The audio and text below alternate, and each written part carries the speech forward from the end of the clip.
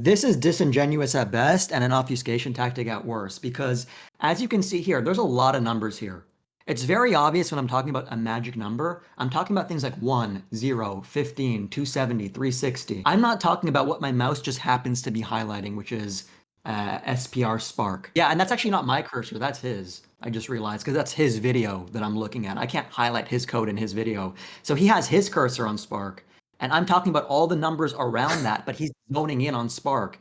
It doesn't make sense. I don't know why he decided to do that. He has this repeating theme where somebody gives him a question and then he pivots to something that somebody didn't even ask or address to try to get out of that question. Now recently, like just yesterday, this guy right here, Coding Jesus, he had put out a video talking about Pirate Software's code and that he had reviewed it and was not super stoked about it. Now I watched that video on stream yesterday and had the privilege to actually chat with Coding Jesus, and then he was also making a second video which he had just put out a couple hours ago now as well. Now in tandem with this happening, Livestream put out a video showcasing clips of Pirate Software responding to Code Jesus dissecting Heartbound's code, and it's 7 minutes and 30 seconds of clips. Now some of this stuff was technical talk, other things were actual points that I myself could talk about, so I figured if I'm going to cover these clips, I think the best way to do that would be to do it with Code Jesus. So I hopped in a call with him. We had both watched the clip prior and we went over and addressed the most important points through those clips. Now just a quick 10 seconds before we jump into this video, I highly recommend that you check out Coding Jesus. What we cover in this is just those clips, but these two videos that he's put out have gone into full detail and really go into explaining his points of view. And for those of you who are really into coding and understand it, he does excellent stuff. And so in this, I'm just trying to, make sure that I can also give to you guys a summary that's a bit more digestible for those who don't. With all that being said, I hope you enjoy the video. Jesus can help you? You mean the guy who's never used GameMaker Studio, doesn't know GameMaker language, and talked a lot of shit but was wrong? What's kind of embarrassing for him is I have around 5 minutes of experience worth of GameMaker, and I was still able to correct him on the data types within the game in my recent response video by simply referencing the documentation. So that's an iconic statement from him right off the bat. All right, we can continue. Okay. You should look at my comment underneath this video. Imagine screaming and shitting about alarms in GameMaker saying, why aren't these renamed, when you literally can't rename them. Wild behavior. It's just another, YouTube grifter trying to fight for relevance, dude. That's all that shit is. All too common these days. Have you ever talked about Pirate before this? Like, what got you interested in covering this? Yeah, what got me interested in covering it is somebody who talks a big game and then I want to investigate, is what they've produced coherent with who they portray themselves as, right? So when he says, I'm a grifter, I think I've actually been doing this for longer than he has. I build a consistent audience producing content that plays towards the exact same theme, which is getting better at development. I never came onto YouTube claiming I'm the best. It's actually a learning journey for me as well, but I'm not understanding what I'm grifting on. I'm producing content that's consistent with my channel. I'm not changing my message to cater towards somebody else. Have you covered other people in quote unquote coding drama in the past? I haven't covered coding drama. I've done code reviews of other people in my Discord community, other individuals as well, my own code. I've done coding live streams. So when I saw somebody that had a dev live stream that talked about video game development, I wanted to check it out. And little did I know it would be a goldmine because it would expose him for his inability to remain congruent with who he portrays he is. Manually setting all to 0 with 8 lines. Those were set to 0 because it was ending the alarms. By setting them to 0, You're actually setting the alarm to off. So pause there. So his chatter actually corrects him by identifying my critique. As a developer, you shouldn't be copying and pasting alarm, alarm, alarm, alarm equals 0 and setting it to 0 for every object in the array. So what he's doing here is a classic example of deflection. He pretends the chatter asked, why do you set the alarms to 0, instead of the question, which was, why don't you iterate over them in a for loop? A for loop is a very basic coding construct. If you're iterating through a consecutive set of numbers, you definitely want to use that. It's the perfect scenario for a for loop. But he pretends that he didn't understand the question and then tries to answer something else. I'm also trying to think of how we can make it easier for people that are outside of coding to understand. So there's essentially a much more efficient way to do what he's doing that a rudimentary coder would understand to do, and he completely reshapes the question to avoid having to admit that. Yeah, another point as well is, if he did not want to use a for loop, instead of associating an alarm with an index like alarm 0, alarm 1, alarm 2, because as somebody reviewing code, it's not very evident what that actually refers to. He could have said alarm and then had a variable called left and set it to 0 and indexed into that alarm array or alarm data structure with the variable left. So I would know that this alarm, whatever it is, it's associated with the left boundary of his character or object. So there was two approaches he could have taken here. Both would have been better, but he chose to ignore both. Can't see your comment. Did he delete it? That'd be even funnier. You deleted the comment? That would be even funnier.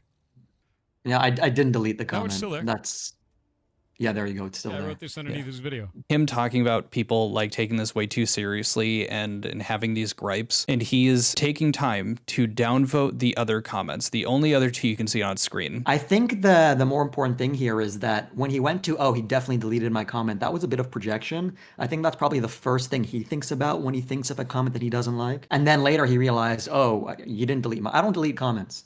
The only time I'll delete a comment if it's like a death threat or something extremely egregious. But if you disagree with me, I have no problem with your comment remaining up and people discussing it. It's more engagement for me. The only reason he mentioned that he thinks I deleted his comment is because that's what he does. You go on his live stream, you'll see somebody comment hashtag stop killing games, and then in 3 seconds that comment's gone. His moderators have taken it out. So a lot of this is projection as well. I think he was probably expecting, as you know, a lot of his comments, even when he's getting ratioed, end up climbing their way to the top, but they aren't. Matter of fact, I was trying to find the comment, and I had to confirm with Coding Jesus, he had to search for the comment because he couldn't find it himself because it's been absolutely buried because nobody is taking him seriously. And maybe he was just expecting that it would go to the top, like most of his stuff has done for, I don't know, the last couple of years. And then secondly, if I get hate comments, I don't even react to them. Like, what's the point of even downvoting them? It doesn't matter. They have some sort of criticism or they're making fun of me. Like, I'm getting a bunch of like milking comments for going over this. Okay. Like, I can't even waste the time to downvote it. It doesn't matter. If people are going to say what they say, me putting a thumbs down isn't going to change any of it. And it just, I don't know. It's interesting, at least, that I saw that he was doing it. Sprite Spark is not a magic number. It's a direct reference to an asset file called Sprite Spark. This is how GameMaker allows you to link sprites and other assets. When you want to use a sprite, sound, or other object, you call it by name. This is disingenuous at best and an obfuscation tactic at worst, because as you can see here, there's a lot of numbers here. It's very obvious when I'm talking about a magic number, I'm talking about things like 1, 0, 15, 270, 360. I'm not talking about what my mouse just happens to be highlighting, which is SPR Spark. That's for like, whatever reason. yeah, that's like him saying, oh, look, he's talking about and giving me shit about my turtles. And the part of the video is talking about all of the zebras, and you just happen to have your cursor sitting on a turtle. Yeah, and that's actually not my cursor, that's his. I just realized, because that's his video that I'm looking at. I can't highlight his code in his video. So he has his cursor on Spark, and I'm talking about all the numbers around that, but he's zoning in on Spark. It doesn't make sense. I don't know why he decided to do that. He has this repeating theme where somebody gives him a question, and then he pivots to something that somebody didn't even ask or address to try to get out of that question. Changing this just creates layers of obfuscation without improving usability or performance. Alarms are internal to individual objects and only reference that same object that they're inside of. When you see alarm 0, it's hitting the alarm 0 on the left side of the object there. We cannot rename these as they are tied to the object they are placed in. Setting an alarm 0 causes that alarm to stop. So my critique wasn't against the name alarm. It was against what he needed to explain to me to make clear. And that is that the index 0 corresponds to the alarm on the left. The fact that he needed to explain this to me is already a concession that it wasn't clear enough in his code. When you look at alarm 0, you have no idea what that alarm belongs to. What is 0? If he declared a variable called left, set it to 0, and then indexed into the alarm data structure or alarm array or alarm construct, whatever he'd like to call it, then I would know at least that he's trying to represent a direction. But as it stands, it's not clear. And your best way to explain it, so a lot of the contention that I see, a lot of the criticism that your video has received is that a lot of people think that, okay, but in a perfect world, Thor Pirate Software is not going to be sharing this code with you. It's only for him, only he needs to understand it. So outside of, trying to explain these points to you, because they're clearly, harder to unless he directly explains to you what's going on, why else would it be important to organize it differently or make it more readable? I think the biggest point as to why it's important to make it more readable is that over time, as you code and you implement bad coding practices, you accumulate something called technical debt. Technical debt is a concept for those that are not technical, where you make choices today that are not optimal in favor of expedience, and those choices end up biting you back in the future. So the more you copy and paste code, the more you couple classes together, the more you make decisions for the sake of getting something out the door, as opposed to doing it right, the harder it is to continuously progress, because you're going to need to constantly looking back behind your shoulder and changing things which might have ripple effects throughout your code. Maybe copying and pasting in this case is fine. But what I'm trying to get to here, because I have such a lack of actual evidence of him coding, is that there is a very obvious pattern here. A pattern of poor coding practices, which might or might not be the reason why this game has taken 8 years to develop. Essentially, I mean, a lot of people understand like spaghetti code. If you cut corners at the beginning, think about like maybe even League of Legends. And I'm not, here to give League of Legends shit, but an issue that can arise from doing something like that is that when you push out an update, suddenly something that has nothing to do with the update is now completely broken or doing something it shouldn't be. And that's because you didn't code it properly to begin with, which just ends up making things take way longer than if you had just done it right and taken, a few extra minutes, a few extra hours at the beginning. Yeah, and that a few extra hours might just mean more robust test cases. It might mean you took a shortcut in how you wrote a class, and now it's tied to something else, and that tie has secondary or tertiary effects on that object now. And that wasn't picked up because you have poor testing, or because you didn't integration test enough. So yeah, that's correct. Data types are not defined in GameMaker. You cannot define a Boolean. You can use 0, 1, or true, false at will. It doesn't do anything. None of this matters in this language. The Boolean and the data types. Okay. So I'd like to interpret this in two ways, because what he could have been saying here when he says data types are not defined is that you can't create your own custom data types, which is indeed wrong. You can create structures in GameMaker. It's in the documentation, search up structs and constructors.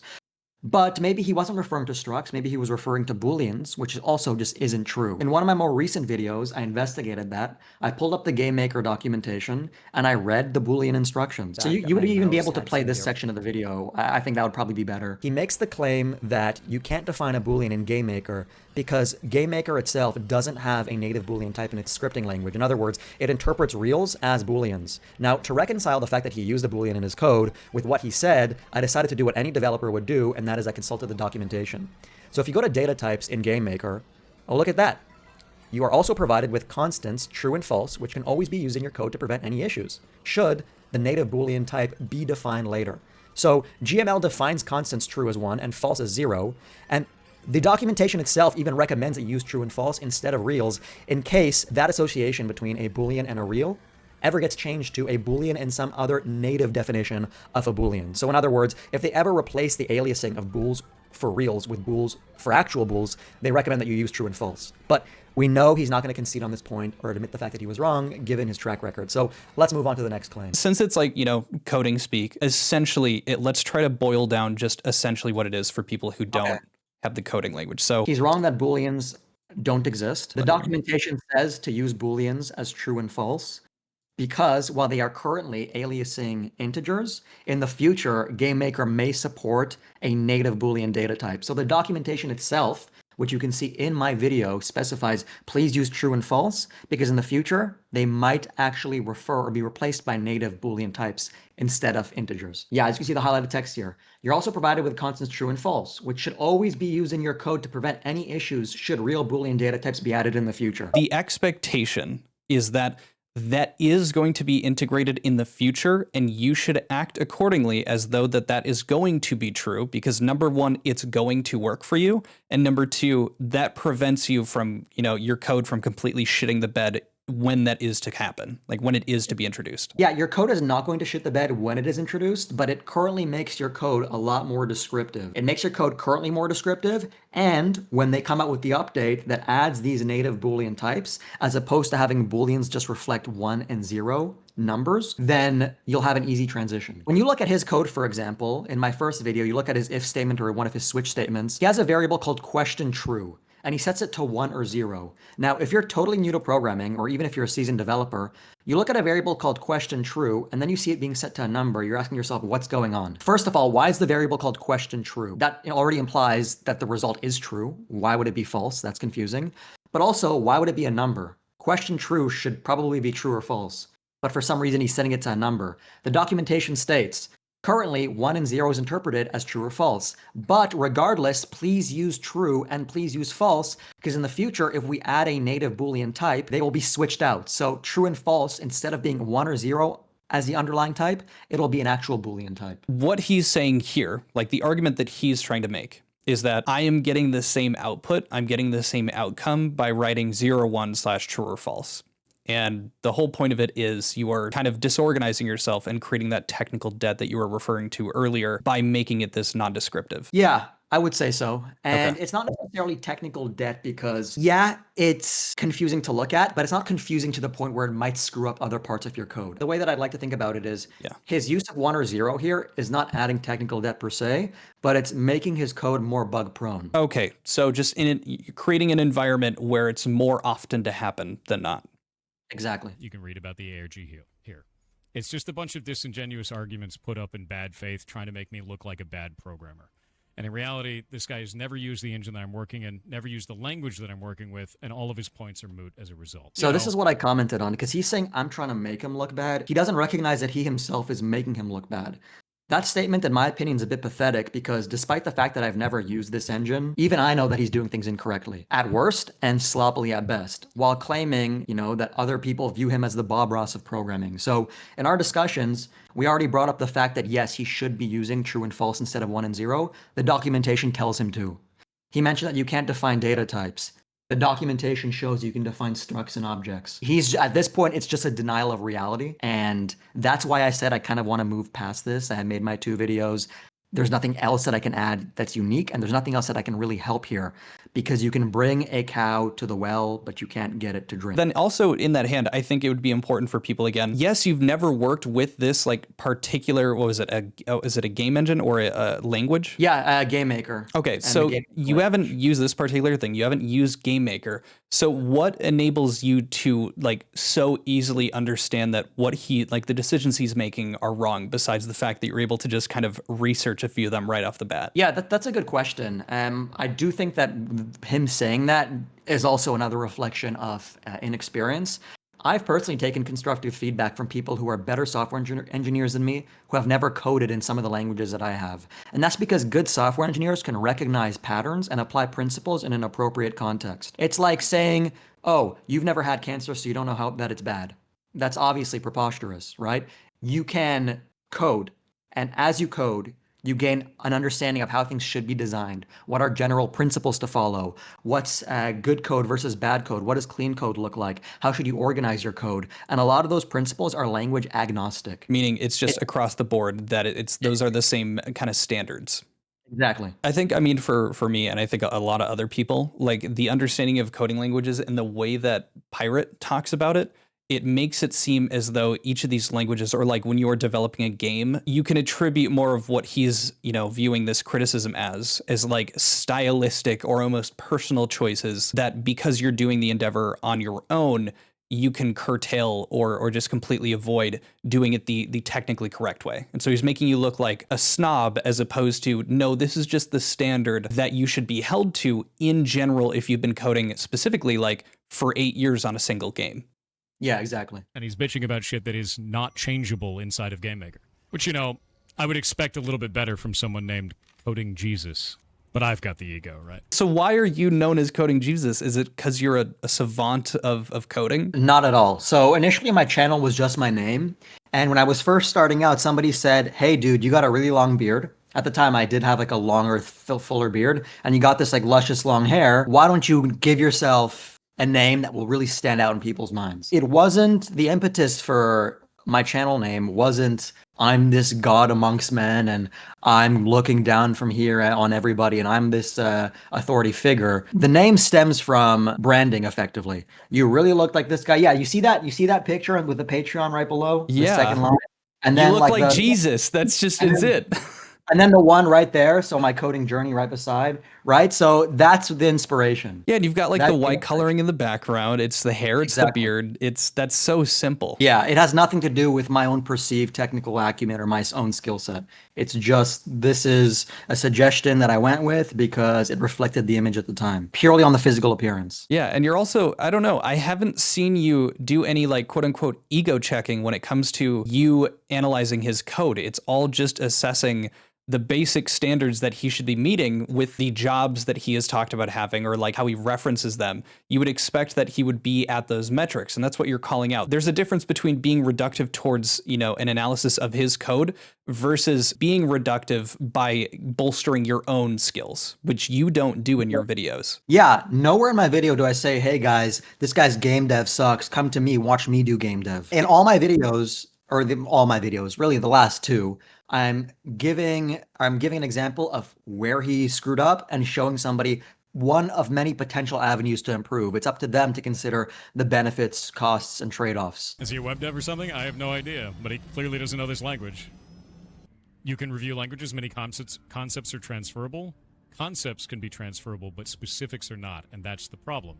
This person called out a bunch of specifics as they would in another language that are not correct in this language. This is another example of him being corrected by a chatter and then refusing to acknowledge that the chatter even has a morsel of truth in his statement. So this is what we were discussing previously, that concepts, patterns, these are all transferable skills between languages. You'll often find software engineers in their career doing 5 years of C++ and then maybe transitioning to Python or Q/KDB or whatever other language. That's because these skills are transferable. That in itself is wrong, but nothing that I reviewed was as specific as I would have liked it to be, because in all his streams, or really in none of his streams, did he go into specifics himself. He didn't have any specific content for me to review. He had 4 screenshots and over 60 hours worth of game dev streams.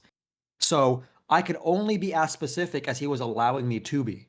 Does that make sense? Yeah, you don't have anything to actually go off of in terms of like actually analyzing him performing the actions. If you only have such little data to go off of, you can only give, your point of view off of the end product, which is the code. Exactly, and then extrapolate based off of that. So extrapolate conclusions like, now I know why it took so long to develop this game, or whatever other conclusion, right? He doesn't give anybody any basis by which they can go into the level of specifics that are up to his standard. A lot of his answers, a lot of his responses have been obfuscation, which is, it's one of the reasons even watching this makes my head hurt, which is why I want to move on with other content personally. But I get it that like this guy he's just out of his, I don't want to say out of his mind, but Out of his depth? out of his depth, really. And he's like, how am I correcting him when I have 5 minutes worth of GameMaker experience? And he has 8 years. Like I said, you're going to see a whole lot of people on YouTube trying to pick at me like piranhas to get their 15 minutes of fame. I don't have much to add there other than he effectively brushed all my legitimate criticism about his code under the rug and then just attacked my character by effectively saying that I'm just doing this for what, clicks or views or clout or whatnot. I've been posting content consistently with my own vision for years, and that vision has been to help people become better developers. I have been showing a consistent track record of building a community that's looking to get better in software engineering. You haven't done like a coverage of something like drama, really. It's just been reviews of other code. So there isn't even like what a lot of people have an issue with Pirate, a pattern of behavior. This is the first time you've like really dipped your toes into, I don't even want to call it, trend surfing, but it happened to be relevant at the time. And it also happened to fit in line with your expertise so you could actually comment on it. Yeah, exactly. I mean, if you look at the video that I made prior to the video that I made on him, I reviewed somebody else's code. When he came onto my radar, I said, well, hey, let's take a look at his code now. The grift, maybe if I was this YouTuber with 30 subscribers and I had no previous history on YouTube, then you can say maybe I'm just trying to jump on some bandwagon. But I have consistent history of speaking to software engineers, doing code reviews, writing my own code, describing my own code, doing live streams about coding. So it's really just an ad hominem attack to try to bury me and shove all my legitimate criticism into my grave. That's what he's trying to do. Either way, video's dumb. Dude probably should have reached out instead of talking shit. This part's extremely funny because I actually did reach out. So I was in his YouTube live stream and I said, hey, I'm making a video about you. I wanted him to respond and then we can talk about it. Now, I don't have proof that I did that. You'd have to take my word, but I did message him on his YouTube chat. And within like 3 seconds, when I said, I'm making a video about your code, I got banned and my message disappeared from his stream. So he's not interested in engaging with anybody. He lives in his own fortress. That's why it's so easy for him to say you should have just reached out to me. Because even if he did see that message, he would have never responded anyways. He would have just brushed it off and ignored it. The fact that he didn't respond to it explicitly is just a cover for him to say this guy never actually reached out, if that makes sense. Yeah, no, trust me, I'm firmly aware. I don't know if you had seen it. I reached out and my initial goal, and so the exact thing that you just mentioned, that the clip that we just watched was the driving force for sending this, and I actually referred to it because he had said this in a previous drama, I think with the OnlyFangs. I sent him this, and anyone who's watching, they, feel free to pause and read. The kindest thing that I could think of. And it also included, I hadn't watched some of Ross's stuff about the Stop Killing Games. And so I said that he had good arguments that I hadn't seen kind of really refuted. And so it was essentially, hey, I would love to moderate a discussion between you two, because I know that you've pretty much said you never want to speak to the guy. And I was like, I know I have something to benefit. I know I've made negative videos about you in the past, as it's here, or yeah, there's nothing I can type up that can convince you that I'm not doing this to make you look bad. But I genuinely wanted them to have a discussion. And I was like, it's gonna reduce toxicity on your end, all this stuff. So I was like, I understand that this might just screw me over, the fact that I've talked about you like that. He responded, gave a link to one of his very well-known tweets at this point, and then just said that my content is react and hate chasing, says he doesn't respect it, but he gets it. I even followed up and said, hey, like, if it's closed, like if you're not going to do this because I'm moderating or being a part of it, I'll stay out of it. I just think you guys having the conversation would be useful. And so he left me on red. I asked him if he'd be okay with me sharing this stuff. He said, in full, not in portions. I truly made the honest effort. And the response that I got was, again, just completely shutting down and ignoring, or just not being willing to have that conversation. And it's crazy that he did it to you as well. Yeah, I mean, what we see here is repeated patterns of behavior, whether it's in the domain of interpersonal relationships or software engineering. There's no real getting to him, which is why I'm, like I said in my previous video, just going to move forward with my other content. I think very easily people get into the hate mob mentality, where it's either people are just hating and finding any reason to, or people look at it and go, I don't believe it. I think people are just choosing to hate. And I would just rather have videos up that are showing, like, if I can make an argument for him, I'll do my best. Right now, it doesn't seem like there's much of that, but I enjoy the effort of trying and like having the two sides of it. Yeah, that makes sense. Now, this next part, I'm not sure if you want to include because I'm a little more shaky on it, but I do have something to say. Talked them through the entire thing of why I did that all in an array, because that is not normal practice to do that, and it's specifically so that you guys can reverse engineer the game and solve the ARG. Sometimes doing bad practice has meaning, which is why I did it in that case, so that you guys could do those ARG components. And I've been saying that for years. The ARG solving community around the game knows this. That's why it's done. So it's not a gotcha. It's just stupid. ARG stands for alternate reality game, where components of the game itself are like placed outside the game, maybe on a website or some online resources, or sometimes even in real life. So people go out and they look for things that reveal secrets or hints in the game. I'm not sure why he'd sacrifice code quality for an ARG that only a handful of people bother to do. It just seems like a poor excuse for his bad practice. I mean, he admits it's a bad practice, but then he tries to deflect with his ARG explanation as kind of like an immediate out. I actually don't know too much about ARG. I guess that's one of the differences between me and Pirate Software is I admit when I'm not an expert at something. But isn't the whole appeal of hacking an ARG and needing to go and look for something to discover these sorts of hints or clues on your own? Like, why would you in a game dev live stream show everybody where the timeline of events are located, and then allow them to more easily find ways to change the game or hints within the game? To me, that just seems strange. Now, I also can't confirm this, but apparently he's banned people who tried to do ARG in his game. Anyways, it's a bit strange to me. Like I said, I'm not the expert at ARG. Right. And I'll go ahead and admit that. But it seems quite suspect to me. I'll just put it that way. It seems like you could still do ARG and do it in a lot cleaner way. Like, you don't need to have magic numbers as your indices for your array in order to use that array for ARG. You know what I mean? Yes. So I can give you a bit of understanding with that. Have you ever played, it's called Inscription? Is that the card game? Yes, it is. Yeah, I love that game, yeah. So that is a great example of ARG, because it's a bit more than just it being like a reality kind of thing. A lot of, I believe maybe Undertale does it a bit too, where you will have it set up so that if someone does scrape the code or like goes through and tries to, as he said, it kind of, what is it, reverse engineer or reverse hack or something like that, you make it so that there are things that you are trying to get them to find within the code. So the interesting thing is, like you said, it feels more like a deflection because number one, there's multiple ways to achieve what he's doing. And he also talks about his experience with the DEF CON badges and working on teams where they do actual hacking and that he has these black badges. So you would assume that even using the coding practices that you are using, he could leave a comment if it was for, you know, an Easter egg. He wouldn't need to have a comment on every single line of code. He could organize his stuff accordingly, but he's hiding behind it, feels like, the plausible deniability of, I am choosing to write this entire thing terribly because I want to dumb it down to make it easier for people to, or maybe not even dumb it down, but do it this way so that it can be easier to implement the ARG aspects of it. I feel like that's an easy out that people are just going to nod their head to because they don't know what the alternative is because they haven't developed a game with ARG. Yeah, I think that makes sense to me. Like, why would you reorient your whole game around poor coding practices just to make it more ARG friendly? Especially when most people are never going to touch it. Like Inscription, I watched a YouTube video of someone doing the analysis of it, but most people are not going to go through the effort of reading up the code, finding those points and doing it. They're interested in the story, but not necessarily in the adventure of finding it because it's a lot. Yeah, I can guarantee you probably like 8 or 9 out of 10 Inscription players probably don't even know what ARG is. So right, with why would Pirates you community, you know, maybe you could say that those numbers are a bit different, but even then, if he is selling a game, he should understand that completely. It's like focusing the way that you balance a game for the hardcore players as opposed to the general player base. You think he'd have more robust ways to implement ARG given his background, but instead you get this slop that permeates the entire code base. Yeah.